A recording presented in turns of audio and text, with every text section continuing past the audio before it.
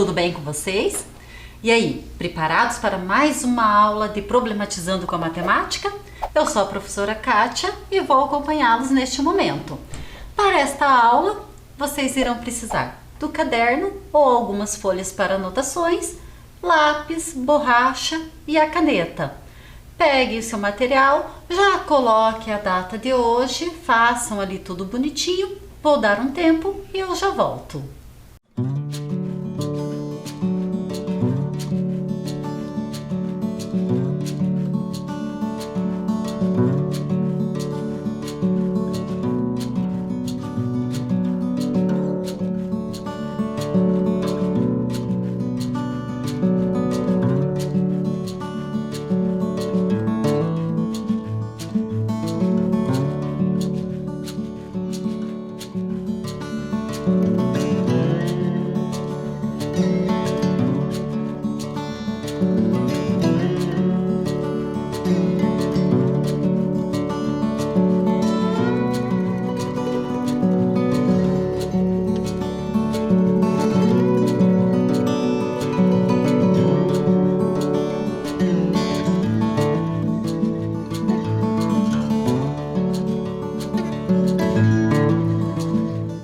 E aí, tudo prontinho com o material? Então vamos nos aventurar na aula de hoje? Nossa primeira proposta foi retirada da 13ª Jornada de Resolução de Problemas de Matemática da Rede Municipal de Ensino de Curitiba, que aconteceu em 2019. E ela diz assim: Marta separou 4 conjuntos de placas como mostram as figuras. Então olhem aqui. O conjunto 1 que a Marta separou tem 4 triângulos e um quadrado.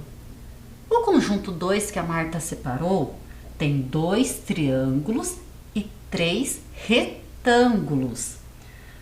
O conjunto 3 tem 4 triângulos e o conjunto 4, 4 quadrados e um triângulo. Tranquilo aqui? Perceberam os conjuntos que a Marta separou, as placas que ela colocou em cada conjunto? Vejam lá.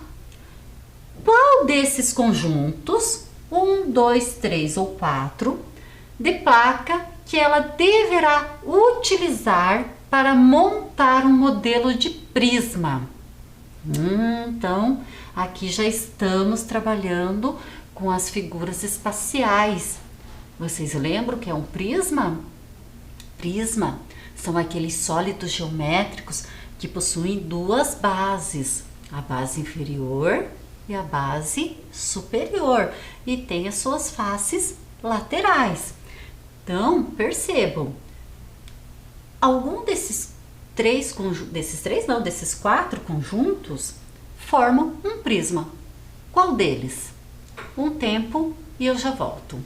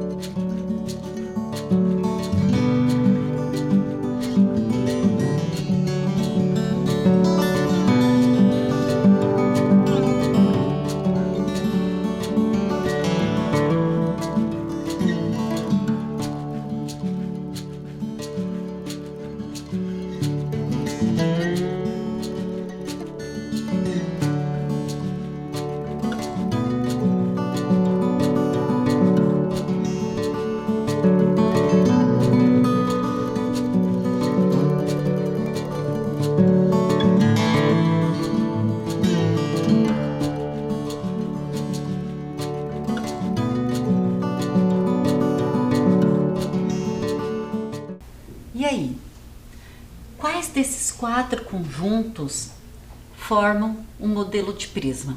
Será que é o conjunto 1, conjunto 2, 3 ou 4?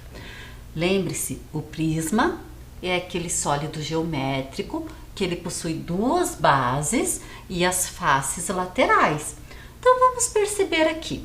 Primeiro conjunto, com 4 triângulos e um quadrado. Ao unir essas 5 figuras, qual sólido geométrico que eu consigo formar? Vamos ver? Olhem lá, eu posso pegar o quadrado e colocar um triângulo em cada lado daquele quadrado. Então, olhem lá, rotacionando o triângulo, estou encaixando eles nos lados do quadrado. Então, percebam que aqueles 4 triângulos e um quadrado, nós planificamos um sólido geométrico. Se eu fechar, porque ele está planificado, ele está plano. Os sólidos são tridimensionais, eles têm 3 dimensões. Se eu fechar esse sólido, que figura que eu tenho? Uma pirâmide de base quadrada. Será que a pirâmide é um prisma? Não, né? Porque o prisma, ele precisa de 2 bases. E a pirâmide tem o quê? A pirâmide tem somente uma base e as suas faces laterais. Então, não é o conjunto 1.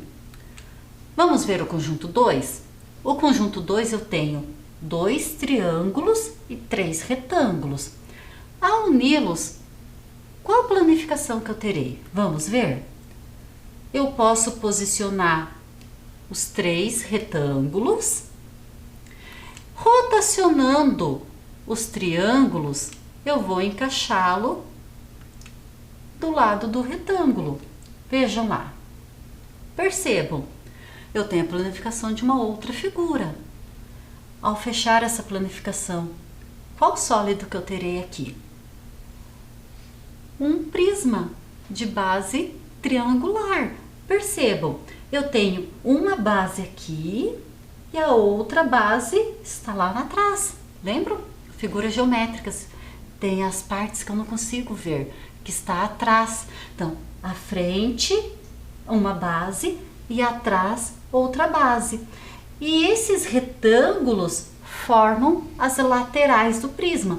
Então, os 2 triângulos formam as bases e os retângulos as faces.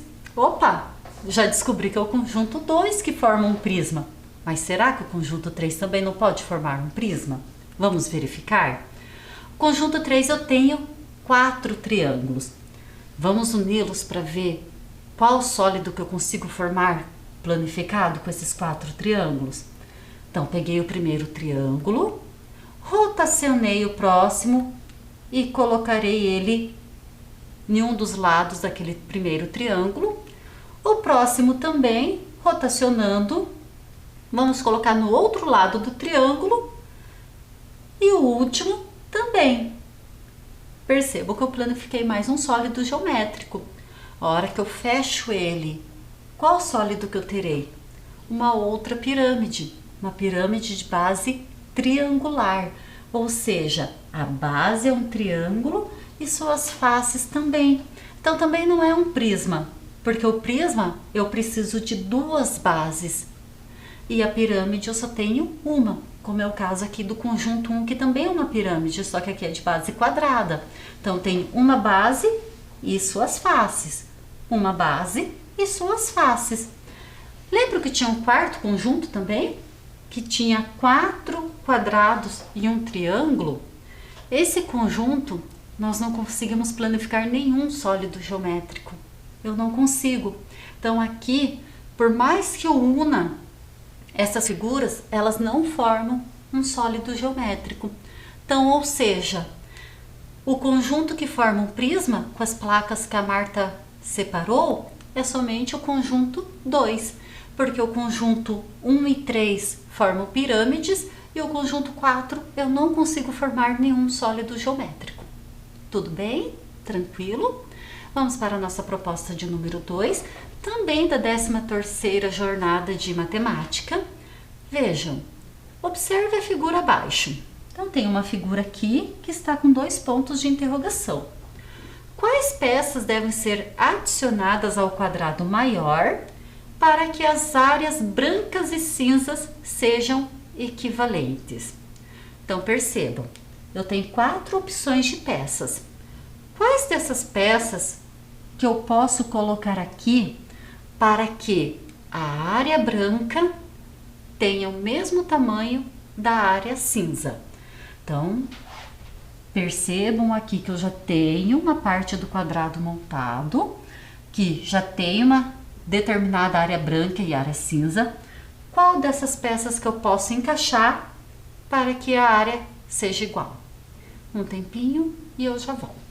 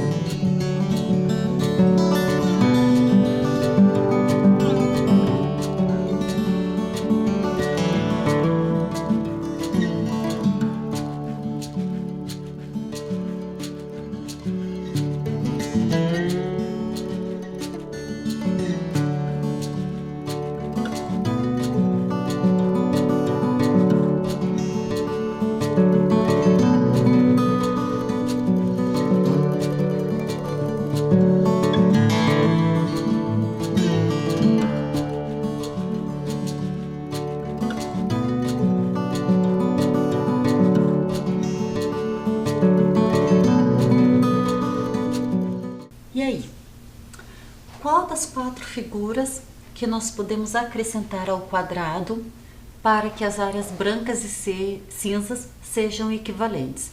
Lembram o que significa a palavra equivalentes? Quer dizer a mesma área. Então, a mesma área branca tem que ser a mesma área cinza.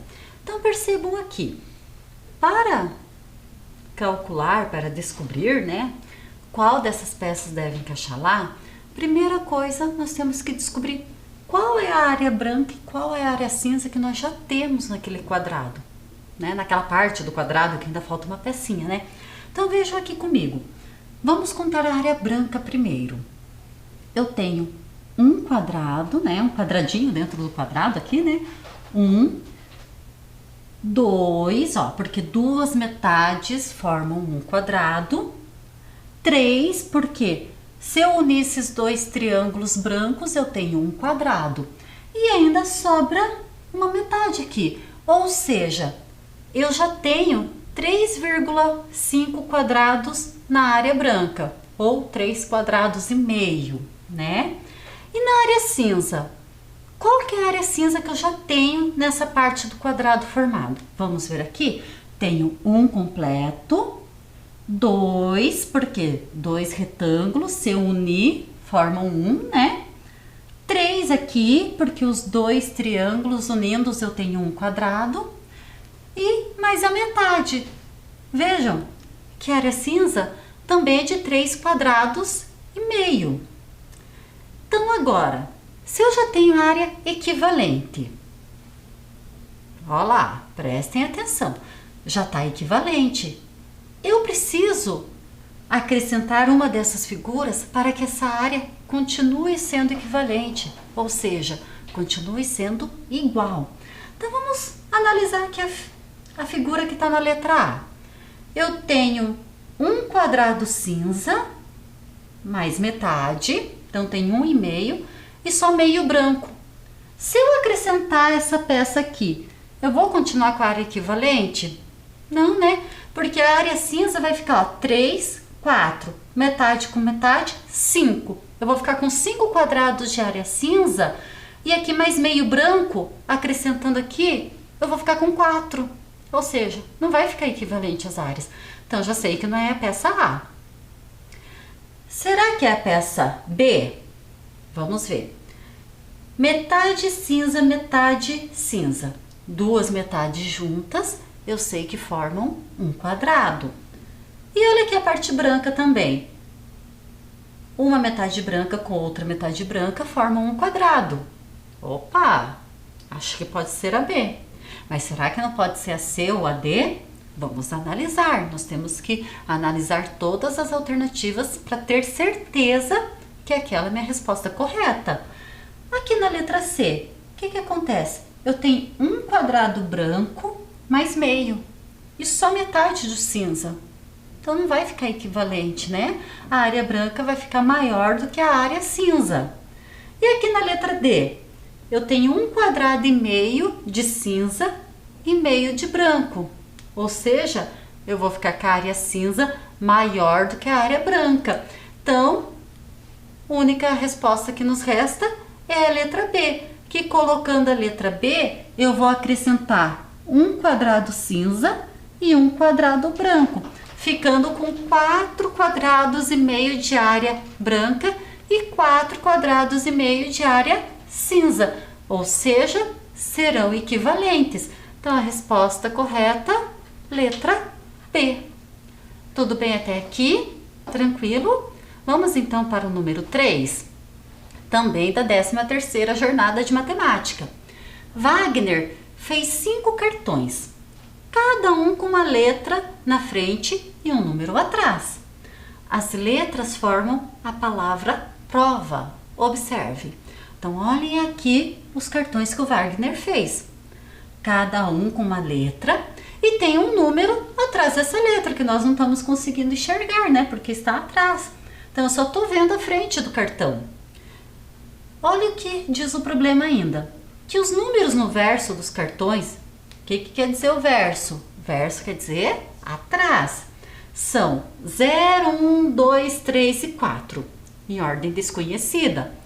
O que isso quer dizer? Que eu não sei qual dessas letras que tem o 0 atrás, eu não sei qual dessas letras tem o 2 atrás, por exemplo. Então, é uma ordem desconhecida. A partir das informações a seguir, determine o número que está atrás do cartão com a letra V. Então, vejam, o problema está pedindo qual número que está aqui, atrás do cartão com a letra V. Mas vejam as dicas que eles não trouxeram. A soma dos números dos cartões com as letras O, P e R é 4. A soma dos números dos cartões com as letras P e A é 7. Com essas duas dicas, determinem qual é o número que está atrás do cartão com a letra V. Lembre-se, qual a operação que está relacionada à palavra soma? Soma é o resultado da adição. Então, calculem, descubram, determinem qual é o número que está atrás do cartão com a letra V. Eu já volto.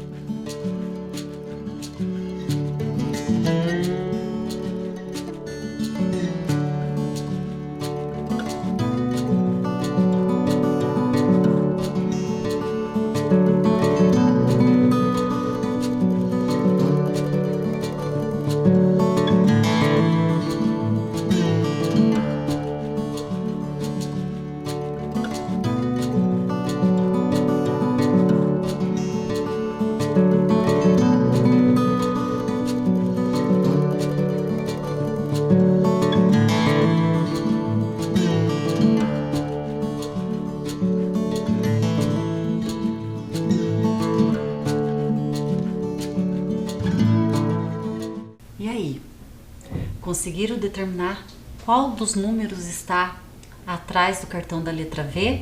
Será que é o 0, 1, 2 ou 3? Então, a partir das dicas, nós temos como determinar qual é esse número. Acompanhem comigo. Então, cartões com as letras da palavra prova. Eu sei o que a primeira dica me disse, que O mais P mais R tem que ser igual a 4. Então, lembra que ele disse isso? Que é a soma dos números que estão no verso dos cartões com a letra O, P e R é igual a 4. Então, vamos pensar. Eu tenho 3 cartões, ou seja, eu tenho que ter 3 números que, adicionados esses 3 números, dê resultado 4. Será que um desses cartões pode ser o número 4? Não, né? Porque como que eu vou adicionar 4 com mais 2 números para dar 4? Não tem como, né? Só que eu tenho uma outra dica que vai me ajudar. P mais A é igual a 7. Então, vejam. Os números que estão atrás do cartão P e do cartão A é igual a 7. Por que essa dica me ajuda mais do que a primeira? Então, vamos pensar. Desses 5 números, quais deles que eu posso adicionar? 2 somente, né? Porque são 2 cartões, para ser 7. Será que 0 mais 1 dá 7? Não, né? 1 mais 2? Também não. 1 mais 4? Não. Mas eu sei que 4 mais 3, eu sei que é 7. Ou seja, dos 5 números que eu tinha, somente o 4 e o 3 adicionados que resultam em 7. Que conclusão que eu chego? Que atrás aqui do cartão com a letra P pode estar um número 4 ou o número 3. E atrás do cartão com a letra A pode estar o número 4 ou o número 3. Então, vamos ver. Agora, vamos voltar para a informação aqui de cima. O mais P mais R é igual a 4. Então, vamos pensar. O cartão P apareceu na informação aqui de baixo. Então, vamos analisar. Lembra que eu falei lá que não poderia ser o 4, porque como que eu ia colocar mais dois números para somar e dar o próprio 4? Então eu já sei que o 4 não é da letra P. O 4 só pode ser da letra A, porque o 3 vai pertencer à letra P, para que eu consiga fazer essa adição resultar em 4 com os números que me restam. Então eu sei que o cartão com a letra P tem o número 3, automaticamente o cartão com a letra A tem o número 4, mas eu quero o cartão com a letra V. Então vamos continuar. Desses números que sobraram 3 números. Qual dos dois números que eu posso adicionar a 3 para resultar em 4? Será que eu posso adicionar 2 aqui para resultar em 4? Não. Por quê? 3 mais 2 é 5. E a soma tem que ser 4. Então já sei que o 2 não é. Mas será que eu posso adicionar 1 e o 0? Então vejam. 0 mais 3 mais 1 é igual a 4. Opa! Conseguimos. Ah, mas de qual letra que é o 0 e de qual letra que é o 1? Eu não sei. Mas, nesse momento, isso não vai atrapalhar a resolução do nosso problema. Por quê? Porque ele quer saber da letra V, o cartão que está aqui. Qual o número que está atrás da letra V?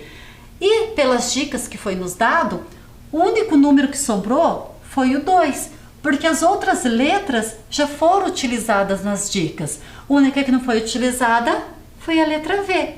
O que nós concluímos? Que no verso do cartão com a letra V se encontra o número 2. Ok? Tudo bem? Vamos para a próxima.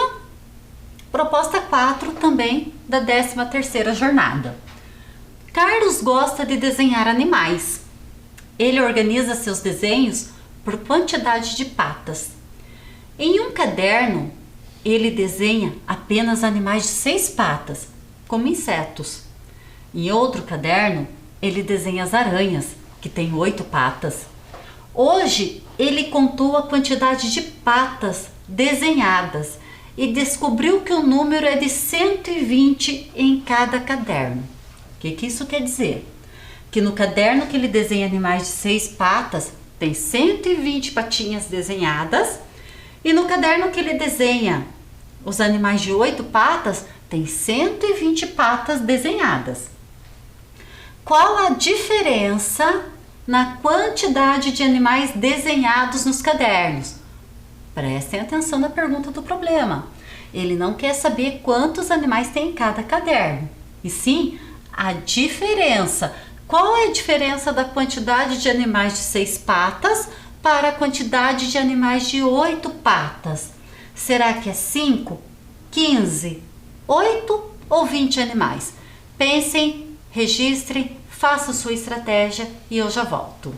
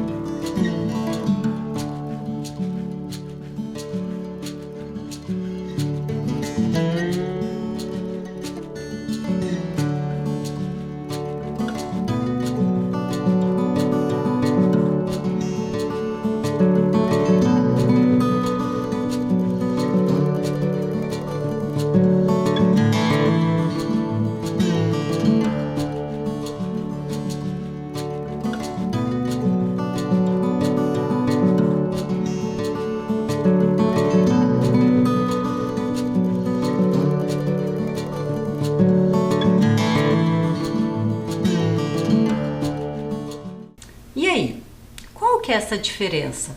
Lembre-se que a palavra diferença vem da operação de subtração. Então vamos pensar, um caderno só tem animais de 6 patas e no outro caderno só tem animais de 8 patas. Num determinado dia ele contou as patas e nos 2 cadernos tem 120 patas. E a pergunta era, qual a diferença da quantidade de animais do caderno de 6 patas e do caderno de 8 patas? Então assim, para chegar na diferença, primeiro eu preciso calcular quantos animais que ele desenhou em cada caderno, porque senão como que eu vou calcular a diferença? Quanto que era a quantidade de patas? 120, né? Se o primeiro caderno tinha 6 patas, então vamos pensar, para mim saber quantos animais tinha desenhado, não basta dividir esses 120 pelas 6 patas? Aí eu vou ter a quantidade de animais, porque cada animal vai ter 6 patinhas, então eu dividindo a quantidade de patas, eu tenho a quantidade de animais. Então vamos ver. Essa primeira divisão eu vou fazer por um método que se chama de estimativa. Não vou fazer pela divisão convencional. Então, pela estimativa, nós não vamos dividir o número pelas suas ordens, centena, dezena e unidade. Nós vamos dividir todo o número.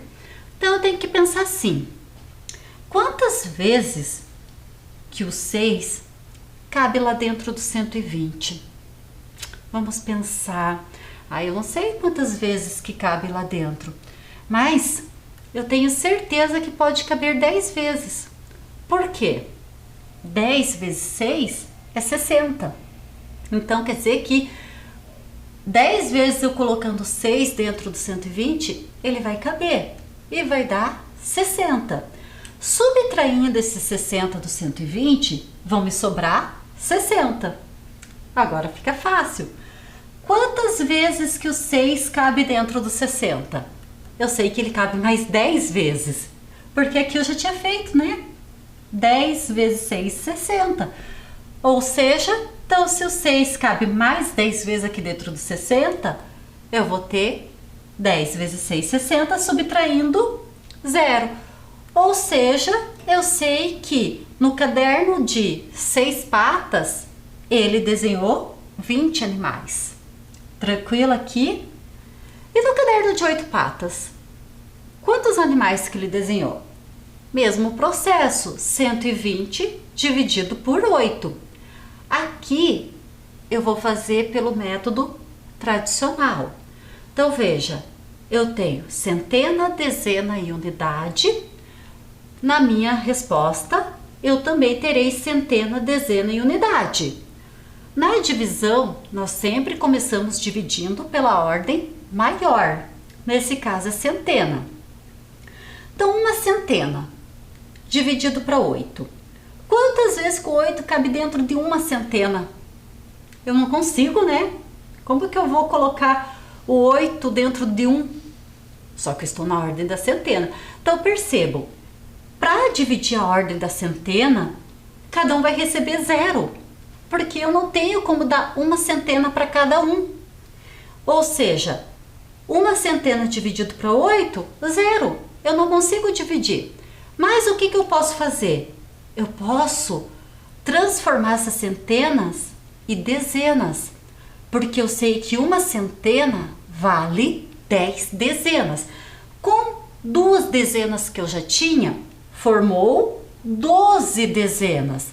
Ou seja, agora, quantas vezes que o 8 cabe lá dentro dessas 12 dezenas? Será que ele cabe 1, 2, 3? Vamos pensar. Ele cabe 1. Lá nas dezenas, o 8 cabe uma vez. 1 vezes 8, 8. Subtraindo, vão sobrar 4 dezenas. Mas eu tenho a unidade para dividir ainda. E eu sei que a 4 dezenas se equivale a 40 unidades. Como a unidade já era 0 e eu transformei aqui, os 4 dezenas e unidades, eu tenho agora 40 unidades. Quantas vezes que o 8 cabe dentro do 40? 1, 2, 3. Quantas vezes que esse 8 cabe aqui dentro do 40? 5, né? 5 vezes 8, 40. Subtraindo, sobra 0. Percebam que deu 0 centenas, 1 dezena e 5 unidades. Ou seja, no caderno dos animais de 8 patas foram desenhados 15 animais. No caderno de 6 patas, 20 animais. Qual que é a diferença? 20 menos 15, resposta 5 animais. Tranquilo? Tudo bem? Vamos para a nossa proposta de número 5, também retirada da 13ª jornada. O móvel abaixo está em equilíbrio. Sabendo que o quadrado pesa 72 gramas, qual é o peso da estrela? Desconsidere o peso das barras horizontais e verticais. Ou seja, vocês vão considerar os pesos somente das figuras que estão aqui penduradas no móvel. Sei que o quadrado vale 72 gramas. Quanto vale o peso da estrela? É isso que vocês vão precisar calcular. Um tempinho e eu já volto.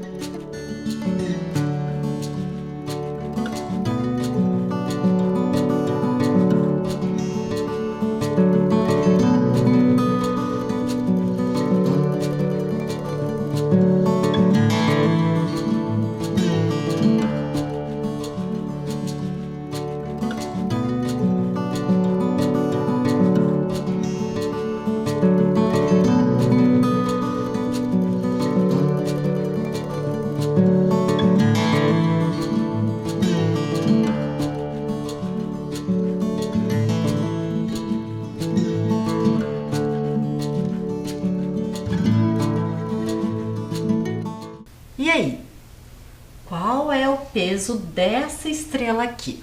Então vamos pensar juntos? O problema nos disse que o quadrado tem 72 gramas.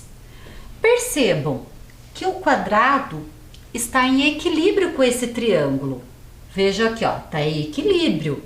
Essas linhas aqui representam como se fosse uma balança, que tá tudo equilibrado. Então, se o quadrado pesa 72 gramas, qual que vai ser o peso do triângulo? Os mesmos 72 gramas. E percebam que aqui, ó, está dividindo o móvel em dois lados. Se esse lado está em equilíbrio, automaticamente este lado está em equilíbrio também. E se o triângulo aqui pesa 72 gramas, quanto que vai pesar esse triângulo? Os mesmos 72 gramas. Então vamos analisar. 72 gramas. Só que aqui ainda tem mais duas partes para estar em equilíbrio. Vamos pensar em balança. Esse círculo está em equilíbrio com essas duas figuras, onde está a estrela. Então vamos pensar. Se o triângulo pesa 72 gramas, todo esse lado aqui tem que pesar quanto? 72 gramas também, porque eles estão em equilíbrio. Então vamos pensar aqui. Lembram que isso aqui divide os lados como se fosse a balança de dois pratos? Esse é o primeiro prato, aqui é o segundo prato. Se tudo isso aqui tem o peso de 72 gramas, quanto que vale esse círculo? Se eu tenho uma divisão, está em equilíbrio, dois lados, quer dizer que os dois lados têm que pesar a mesma coisa. Se eu tenho um total de 72, se eu tenho dois lados, eu vou pensar em 72 dividindo por 2, que é a metade. Então, eu sei que o círculo pesa 36 gramas. O que eu concluo com isso? Que essas duas figuras aqui, tem que pesar quanto juntas? Pesam 36. Por quê? 36 mais 36 chega no 72, que está em equilíbrio com esse 72 aqui. Se eu tenho duas figuras que pesam 36, quanto que vai ser cada uma delas? Então, se eu tenho duas, eu quero saber a metade do 36. Então, qual vai ser a metade, que é o valor do peso dessa figura e da estrela que estamos calculando? Então, eu sei que a metade de 36 é 18 gramas, porque 18 mais 18, 36. Ou seja, resposta correta, alternativa B, 18 gramas, que é o peso da estrela no móvel. Tranquilo? Pessoal, então encerramos mais um Problematizando com a Matemática. Eu encontro vocês na próxima aula. Tchau!